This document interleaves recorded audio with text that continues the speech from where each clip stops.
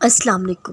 اللہ سورۃ بقرہ کی 45 آیت کے اگلے حصے میں فرماتے ہیں، بے شک نماز بھاری چیز ہے لیکن ان کے لیے نہیں جو خشوع رکھتے ہیں۔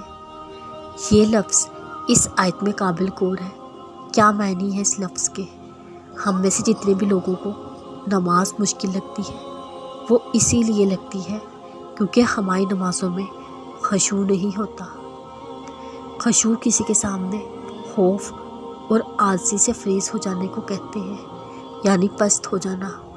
آپ کس کے سامنے پست ہو جاتے ہیں؟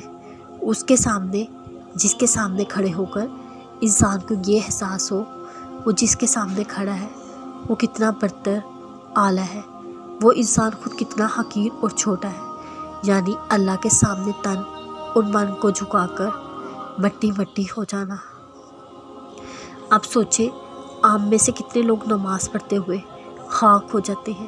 اگر آپ اس ذات کے سامنے کھڑے ہو کر ریزہ ریزہ نہیں ہو جاتے تو کیا واقعی آپ نے نماز پڑھی ہے؟ نماز صرف جسم کی حاضری کو نہیں کہتے، نماز دل کی حاضری کو کہتے ہیں۔ نمازوں میں خشوع تب بھی پیدا ہوتا ہے جب آپ کا دل حاضر ہوتا ہے، ورنہ اگر دل ہی حاضر نہ ہوگا آپ کو کیسے احساس ہوگا آپ کس کے سامنے کھڑے ہیں اور کیسے کھڑے ہیں؟ تو بس سر کو جھکائیں، پست ہو جائیں۔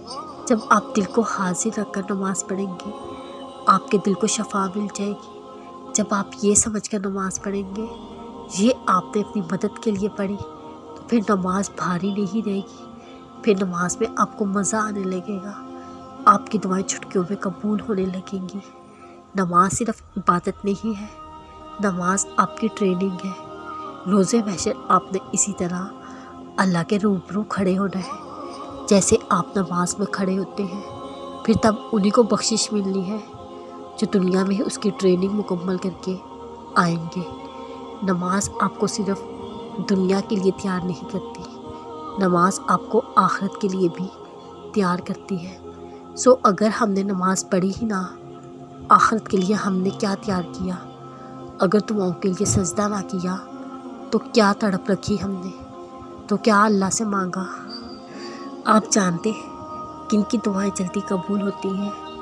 یقین والوں کی دعائیں۔ ایسے یقین والے جو دعائیں تو مانگتے ہیں لیکن پھر ان دعاؤں میں وضاحتیں نہیں مانگتے۔ کیسی وضاحتیں؟